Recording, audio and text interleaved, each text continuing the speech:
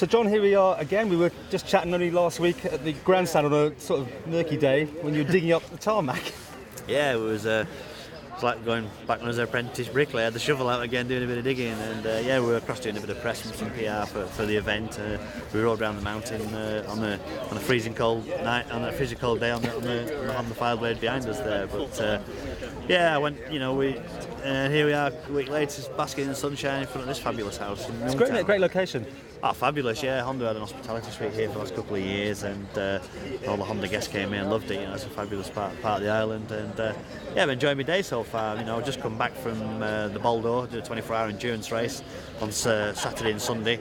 I did the Brands Hatch PSB the week before, stepped off the bike, went landed on my head, and so it's been real busy, My birthday the other day, I was 40 the other day, so that's me finished. And, I thought you had a new hairstyle there. Yeah, well, hey, you've been stylised. Somebody said I've been dyeing it and things, but I don't even brush it, never mind dye it. But, no, it's just out of the shower look from this morning. Very good. Well, the world's media is descended upon us here. Every year it seems to be yet again increasing in interest and popularity.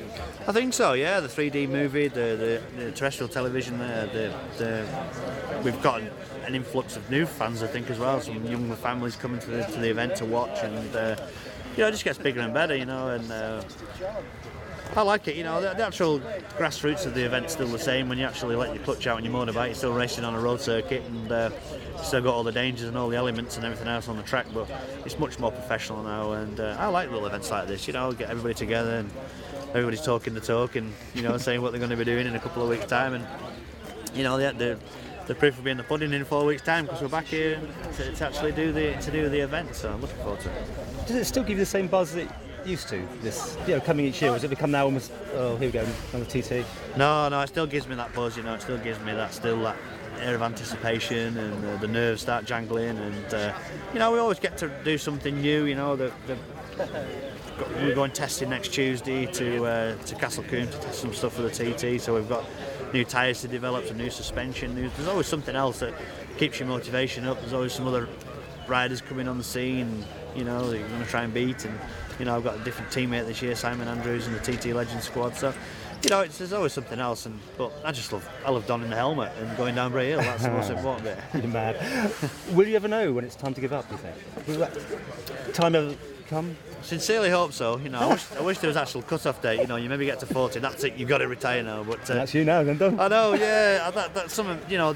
Part of me feels I should retire, and part of me feels, why should I retire? I still get fantastic bikes. I still get a lot of people with a lot of faith in me. And put a lot of belief in me. I still enjoy it. My hair's dropping out, and one thing and another, and I'm a bit older and a bit maybe a pound heavier, but I still feel sharp, still feel strong, I still feel good in myself, and my family 100% behind me. I don't get any... Well, I was going to ask you that. I mean, the family must be very important here, isn't it, to have their commitment to... I have that stability at home with everything, the kids love the Isle of Man, the missus just lets me get on with it, and and on the other side it pays the bills, it's my job as well, and I just thoroughly enjoy being part of it, and that's all I've done since I was a kid. I don't know any different. If I have a day off, I'll go to a speedway match, or if I've got some spare time, I'll be in the garage tinkering on another bike. That's all I'm interested in, and it's my passion, and I still love racing at the TT. Okay, well, something new for you to play with this year is electric bike. That's got a new toy for you. Yeah, it is. I mean, it's a totally different thing. I mean, I don't really... I've done many TTs on petrol engine bikes, but this is the first one on an electric bike. But it's something that I couldn't refuse. It's Mugen that built it. I've been to Japan. I went to Montegi to test the bike, and it's definitely going to create some attention. And it's a beautiful looking motorcycle. Stunning bike, and it's built for the job. And how weird was it though to get on it, and presumably hardly any sound at all? Yeah, there's no sound. Your back brake's on your left hand and your front brake's on your right hand. It's like riding a high-speed scooter, but it's quite heavy, but it's a perfectly balanced motorcycle. It's going to be fantastically stable and good round here, but it's just all about managing the battery life, I would imagine. I haven't got that experience. Got a couple laps in practice, and hopefully we can get it right. And if I don't get it right, they'll probably come back and have another go. Do you think you might do the 100-mile-an-hour circuit?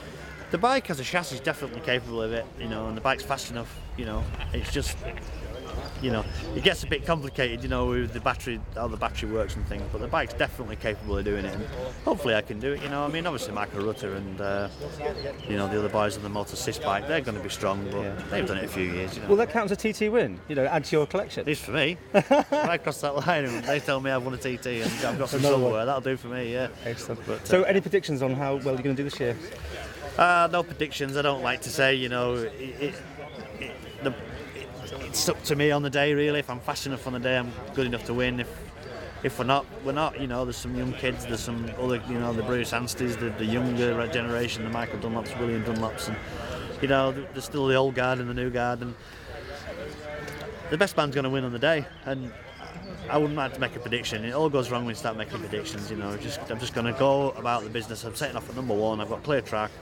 Once that flag drops, I'm going to go as fast as I can, and if I can cross the line in front, I'll be jumping through hoops. If I don't, I'll check the man who wins the race. And would that be Guy Martin? Possibly Guy, Guys, it's about time he won one. He's been buggering around for long enough, but it's just circumstance. That's the Isle of Man for you, Things get thrown at you, and if there's any problems with the bike or yourself, the Isle of Man will find it, and at the moment he's not managed to win one, but I'm sure he's got a few years ahead of him, and he'll win one or two. I think there's going to be a national day off if he wins one.